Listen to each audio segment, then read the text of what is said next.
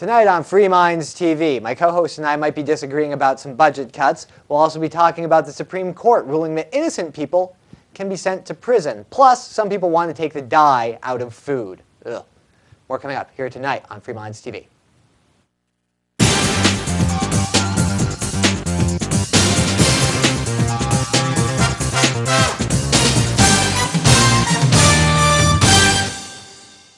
And welcome to episode 199 of Free Minds TV, where we still continue you, the viewer, to think outside the box. It's Toby here with you. And been making a lot of people upset tonight, and, well, not tonight. We will tonight, probably, and probably make each other upset, too. I mean, we've been getting a lot of people, angry at us for our views and what we say. So I guess we're doing our job, because if you're angry, it means that we're challenging.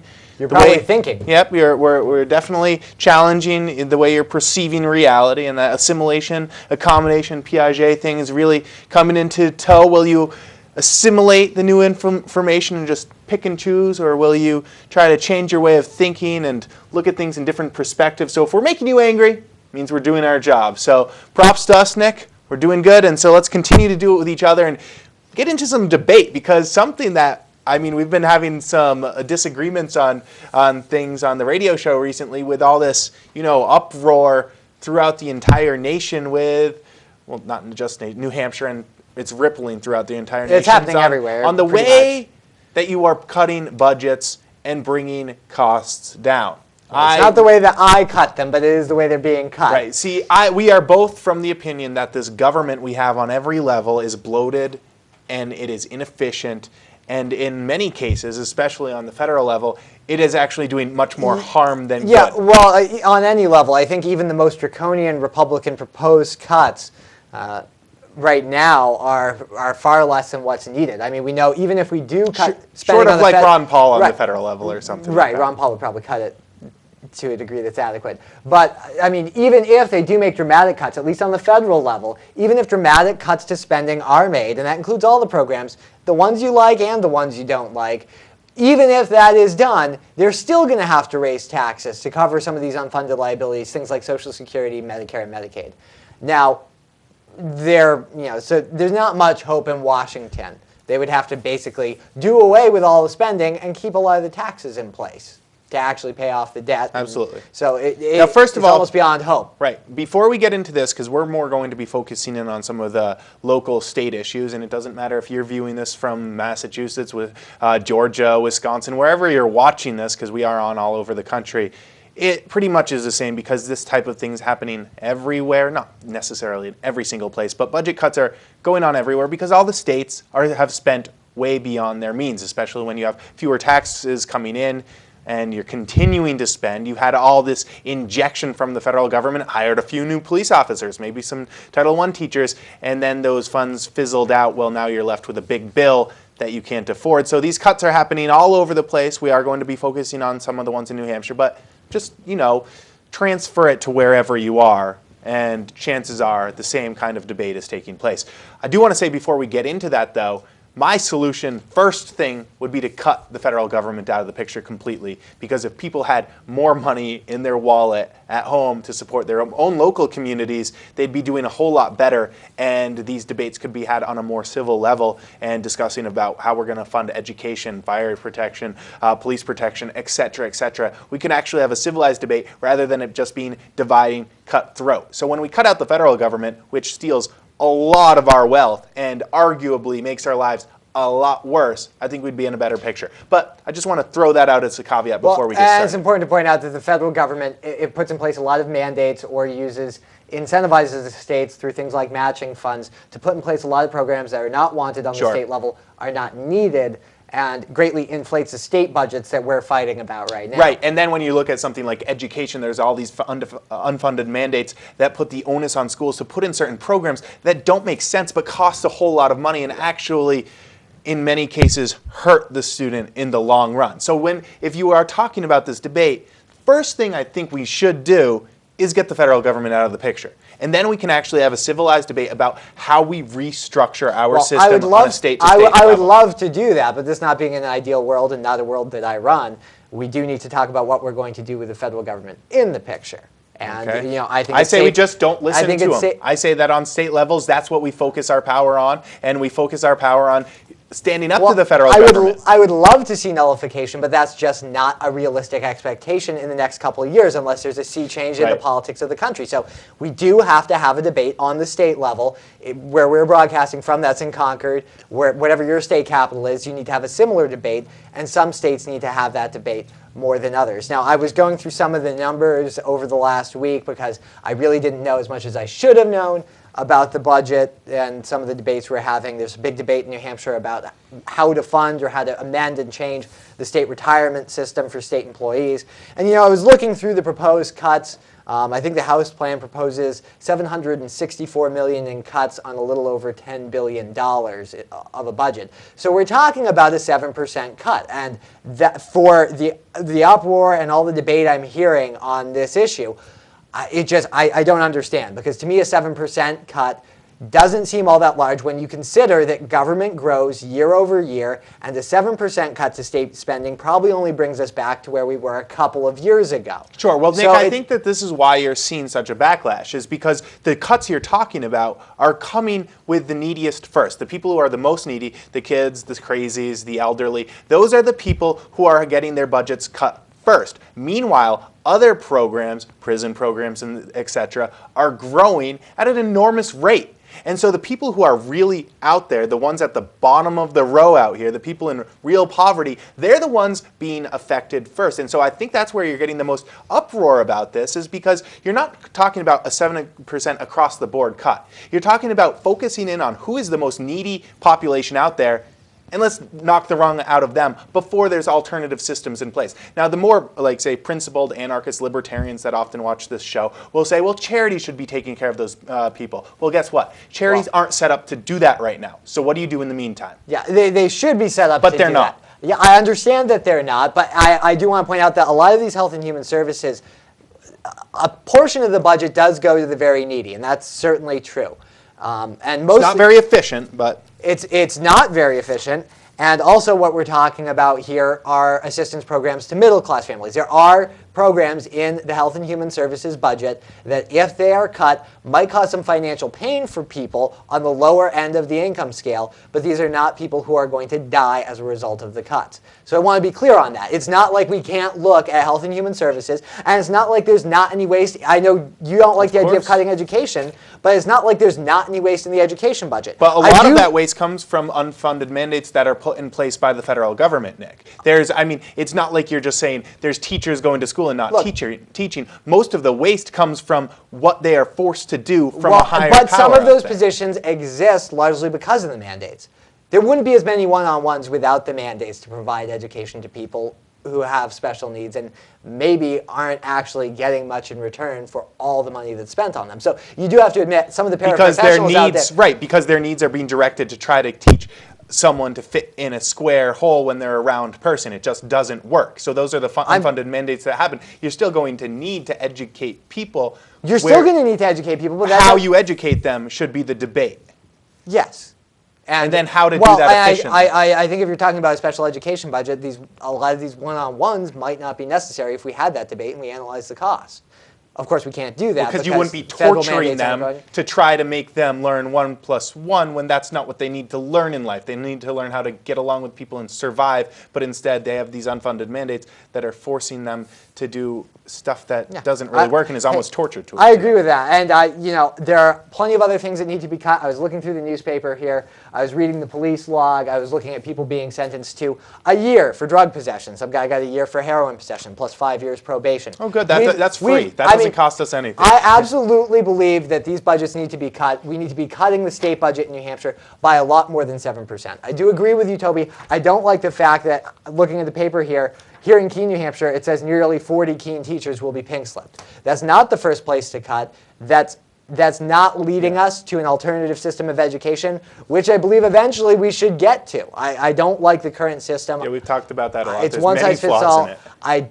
I don't like the way the government has done education up to this point. Cutting teachers first keeping the current monopoly Sure. system in place. It's not going to do anything to improve education. You'll just have a crappier public school system with very little in the way of tax savings. So, Oh, and then that's not even to come. And I know we're going to get into this other, but when you're talking about cutting teachers, that's going to mean a crappier education system out there. And what happens to those people in 10, 15, 20 years? Well, guess what? They're the people who are running society, but the only problem is now they're uneducated. So it's going to continue to deteriorate, and education will just get worse and worse and worse instead of having a real debate on how to restructure it so that it's better for everyone. And I also want to throw out there that teachers don't make much money, Nick. Most teachers, at least the ones starting out, maybe once you're about to retire, you're making some pretty good, like a good living wage. But ones who are just starting out can barely pay off the student loans that they are mandated to take out to get the education that they need. Because as a teacher, it's no longer just an undergraduate degree you need. You need to get a graduate degree very soon after graduating. And then you've got enough student loans out there that the money that you're making as a teacher can barely afford to pay for food on the table, rent, car payments, gas to get to work, and then those student loan payments. So, I mean, teachers aren't ripping off the system and getting away with pockets full of cash. yeah, no, I understand that. Most people on the ground level who are working with people who are getting the cuts. I understand that. And I'm looking at this sheet that you have that is full of very high numbers, and I don't think any of those people actually directly work with people and help them Yeah, out. I have these numbers for Keene. These are department heads, what they make, and I think this is fiscal year 2010. City manager makes $125,000. That's base pay. That doesn't include benefits. With benefits, it's more like double that salary figure. The city clerk, or the clerk's office, $90,000. Finance, $107,000. Actually, if you round it up, I know you do finance if you're watching.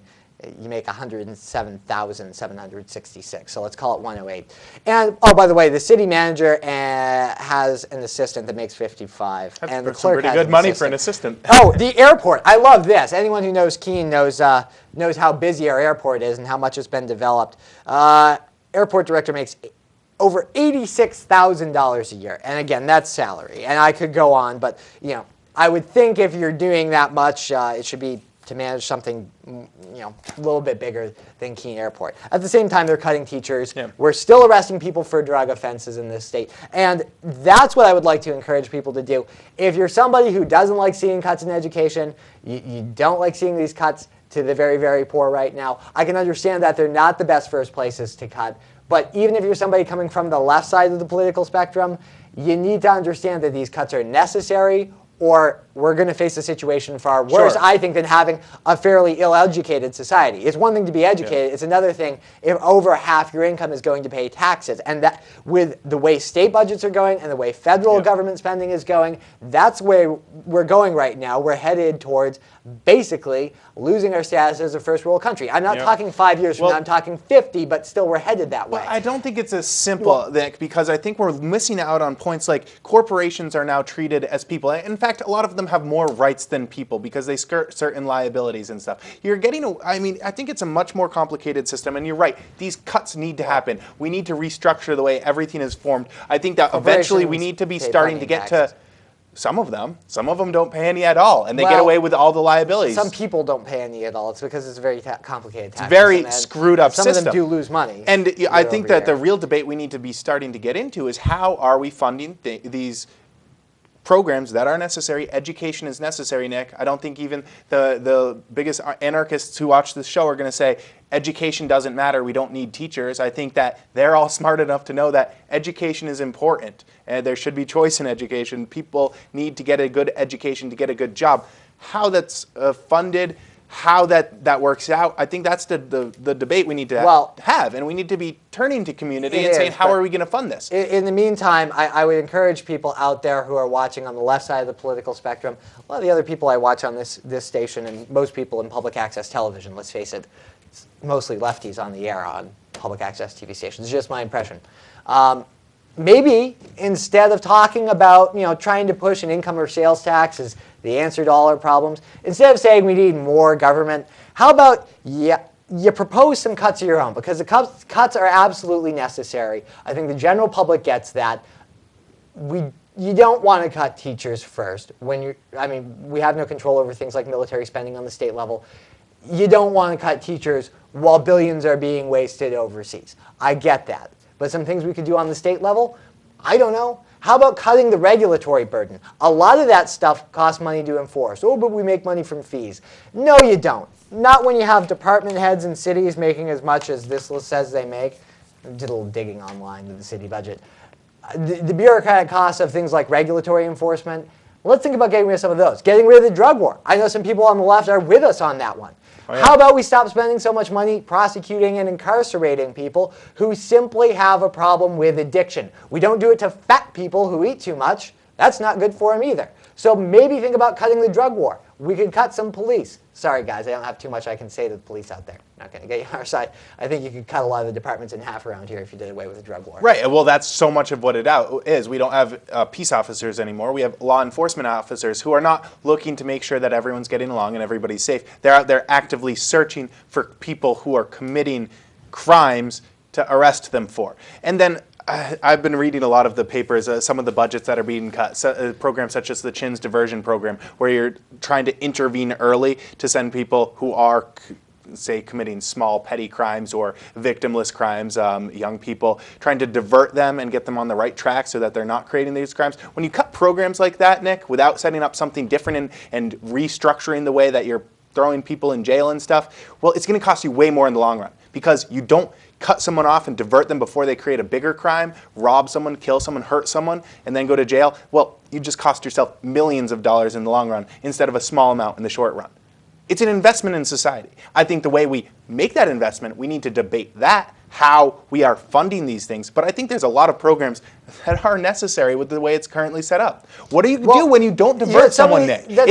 You're shooting yourself in the foot for 5 years down the line. Well, that's true. I mean, the other thing that can be said is, I think the funding model is the issue because they don't have a problem with these programs. Certainly don't have an issue with education. I want to make that clear. I have an issue with the way the government provides these services or with many of these programs with the fact that government provides these services. But even, I would, if there were charities around that you could donate to, I'd love to do that. But to some extent, Toby, you do have to make some of these cuts in order to create change. I mean, sure, but I don't think that's what's going on now. You're right. No, but I don't think that's what's going on. I think what's going on with these cuts is a more mediocre system that's only going to make our society dumber and dumber and dumber and create more mediocre. This isn't a whole shakeup of the system. This is just let's make the current system worse. That's my issue with it. I do agree with that, but I think that there need to be systemic changes made. In the meantime, they do need to cut in Concord, and I don't want to sound like I'm downing on the Republican majority for trying to make cuts. I think they're picking some of the wrong fights. By the way, I do agree with the Senate plan on the retirement system, which would say that new workers coming in get a different deal. That system needs reform. I don't agree. I can understand why state workers out there, while I might even think that your job needs to be cut. In the meantime, you signed up for a system, promises were made. If you were made promises when you're in the retirement system, those promises should be kept. But I also think like half of you shouldn't be working for the state, probably more than half of you. So just throwing that out there. I mean, these cuts do need to be made. I know some of these cuts aren't popular. Some of the unpopular ones need to be made too. I'm not saying. Well, I'm not happy about these cuts because I'm happy to see an actual reduction in state spending for the first time I can remember. It's just going to swing the other way, Nick, as soon as this is out. I mean, that's all the public sentiment is going to do, and then it just creates this left versus right, back versus forth, and that's all we're going to do. I think that this is missing the main issue, and the main issue is that we need to come together as communities and say, how do we fund crucial programs? If it's necessary, how do we fund it? How is it important to people? That's the debate we should be having, but instead we're dividing each other, we're going after each other in the throat. Everybody's job is important, everybody's job is not important. Teachers are either great or they suck. How about this? I don't think anyone said teachers suck. So you should see some of the comments. Nick, have you gone online and read some of the comments out there? They are vitriolic. Well, it's because a lot of people, look, I really don't, I'm probably a lot more hawkish about cutting even education than you are, but the problem isn't with the people working for government. They're just doing a job. Some of them do it really well. Yeah. So the problem is really not with them. The issue is that we're all forced to pay for these programs, a lot of which we don't want to pay for. We don't even want the services. If a lot of us, if I could opt out of Social Security, I would. Right. if I could opt out of a lot of these other assistance programs forever and anon for the rest of my life, heating oil assistance, Sure. I would if it would give me a break on my tax bill. Some of them I pay for. Yeah, I mean, well- assistance for needy kids, that's something I feel should be paid for. I would if there are voluntary payroll tax deductions, if we cut a lot of this unnecessary spending, gave people a voluntary choice, I would absolutely contribute. Sure. Even if you're only contributing 2 or 3% of your pay to say the causes you really care about, that's a lot more than gets there now for most of you if you're just a regular wage earner, if you think about it. Like half your federal income Sure. tax goes to pay for the military, military and the debt. Yeah, well, like I said, let's get rid of the federal government. They do more harm I than do good. agree And then with you there, they but- could get rid of these mandates that don't make sense, and we could really have real debate. They're the the meantime- big issue. But what I think we need to do, Nick, is how many teachers are being cut in Keene? How do we save some of those 40. positions? 40 of them? Save some of them as a community. Instead of just yelling at each other and debating, well, how do we keep these positions? Are they important? Does the community want to support them? I think, yes, the community does. This is how we do it. We voluntarily raise the money. It's not that difficult if you really get people on board. Let's have a brick campaign. Sell bricks. Put your name on it. They cost $500 each. You get a few thousand people in Keene to buy them. Is it that out there? I don't know. How tight are people's budgets? Well, but if they're that important, Nick, some people I might agree. buy them. Well, the other thing and is then that- you hire the teachers. Well, okay, but the other thing is I mean, yeah, it's out there, but you need big ideas, I, Nick. You need I ideas. do agree with that. I wish that there were private alternatives and nonprofits out there that would fund. I actually care a little bit more about assistance programs for things like needy kids. I wish that some of these programs that were being cut, if you're out there, you're somebody that does philanthropic work, you do nonprofit work, it would be, these cuts, a lot of them are going to be made. And regardless of how you feel about that, as I said, I'm glad the state budget's getting cut. A lot of these programs would be some of the last on my list. But if you're somebody out there who does that, look at the programs that are being cut, and instead of just bitching about it and saying how you're going to vote for a Democrat next time around, put together a nonprofit, because I would love to give some money to that. I see. When what it comes to proud the school people would district in be? Keene, though, I'm not buying a $500 brick. Well, maybe you won't, but you want to talk many about other bricks? people won't be. You want to talk about expensive bricks? Sure. Take a look at the new middle school. Have you seen that thing? Well, it's, yeah. Have you seen the construction style? It's not quite done. Okay, and it's not quite done, and it's considerably more expensive because of the construction style that they chose. I heard that the angle, and I heard this, I haven't confirmed it, I heard that the special cuts on the fancy stones they used to make the nice construction were $200,000 right there. That's a few teachers right there. So it's not like the That's money's... not the kids' fault, and that's not the teacher's fault. I'm not saying it's not the kid's fault, and I'm not saying it's not the teacher's fault. The Keene School District decided to spend $15 million on a few new middle elected school, officials did. on a new middle school A that few we people did did. not need. That we did not need. That the old middle school was not a death trap by any means. I got it went red. there- Look, he's red. I went there a few years before. It was fine. The inspection a couple years before that. Fine, acceptable. All of a sudden, it's a death trap that would cost as much as that new middle school to build. I don't buy that for a minute. So the Keene School District, if you're bitching about the 40 teachers that you have to cut, and you're saying, oh, it's Governor Lynch's fault. Oh, they cut taxes. It's Republican lawmakers' fault. Maybe you should have thought about that before you spent $15 million on a new school that was not needed. That's what I'm talking about with wasting government.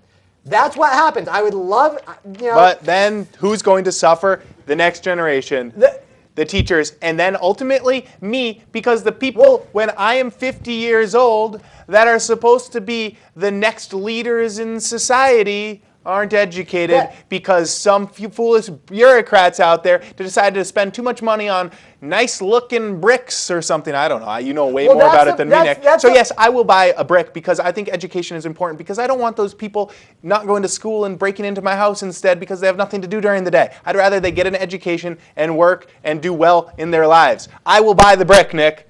Well, How many other people out there will buy the brick? I also hear that the city works department, they want to put a new facing on that too because green paint's too ugly. The city has to spend money right now when they're cutting teachers in classrooms. They want to face that building because it's real important to bureaucrats in Keene that buildings be faced in brick. True. I guess that's more important than educating kids or paving the roads, for God's sakes. Have you driven on those things? They suck. I realize it's New Hampshire. I realize it's spring. The roads freaking suck. You need to fix those before you spend money on brick. And that's the problem, Toby, when we talk about the funding models, is that these bureaucrats really have no incentive. Well, there's no connection either. They're all disconnected. Well, they might have the best of intentions, but maybe they're just not too bright. Maybe they don't think. Well, because they're tunnel visioned. There's a whole lot of tunnel vision. No nonprofit that had a mission of educating kids or providing transportation would waste money. And this isn't just targeting the city of Keene. This is any city, anywhere you live, any state government. No nonprofit, and certainly no for-profit business, would waste money and piss it away like this. Except the nonprofits that are for-profits, really, when you look at their board of directors. They still don't piss money away like this because it looks bad. It looks really bad cover it up because better. it is bad. They cover it up better anyways. It's a waste of bloody money. All these construction projects in Keene on fancy new buildings for city offices, yeah, they look nice. I'm sure they give a lot of people construction work.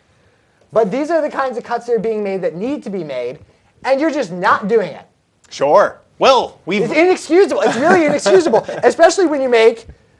Oh, the city manager makes $125,000 a year. Oh, Mr. McLean is going to be very upset I'm glad with we're you, paying it. I realize he doesn't. The thing that pisses me off the most is the school district. I Nick. He realize didn't that's take a separate, but salary. He didn't take a salary increase the last couple of years. he didn't take a salary That's nice increase. of him. Well, I'm amazed he can make guess he ends meet doesn't with a need salary to. like that. Jesus. I mean, but that's the problem I have with government is that the people will piss and moan, and rightly so, because they are cutting, as you're pointing out, Toby, programs that are put in place to help the poorest people, programs put in place to educate kids, and they still find enough money to just burn. Just burn it. Sure. And that has to do with the way that government is funded. Well, burning the money's fun. I really think that that's why we do need to take a look at changing the funding model. That's the underlying debate here. Yes. It's not that teachers suck. Right. Teachers don't suck. I've had some Yes. great ones, and they make a big positive difference in Yes. the world. And- But well, I'm sorry, but when you have a system like we have right now, you get money pissed away on fancy Yes. bricks and kids who aren't getting educated. But that's my problem with just focusing this debate and saying, yes, we need to make the cuts because everybody must suffer and you gotta, in these tough times. What you do when you do that is you divide. You divide people, Nick, and it's an us versus them mentality that's been going on in this country for 100 years, last 100 years at least, and probably 100 years before that. And it's just divide right versus left. My job is more important than your job. Police officers are more important than teachers, blah, blah, blah, when what we really need to be talking about is the underlying source and the funding model. Because yes, Nick, these services are important. They are very important. So we need to find a funding model that reduces all this waste. Because you're right, there's a ton of it. We need to be figuring this stuff out, but I just don't like the divide and conquer mentality. And you know what, Nick? We've wasted. No, well, I think we've gotten some good debate. Sure, we've fired up some people out there, made some real people mad. Hopefully, made some people if they think. made the school board mad, they deserve it. Cool. That's Nick's upset with them. We're gonna have to wait for this innocent, ignored, and colored food for maybe the radio show. We'll get to that because we're out of time. We'd love to hear debate on this. freemindstv.com. You can get the ways to contact the show, ways to help out, everything right up on our website. And until next week, it's been Toby here with you. And Nick. Have a good one.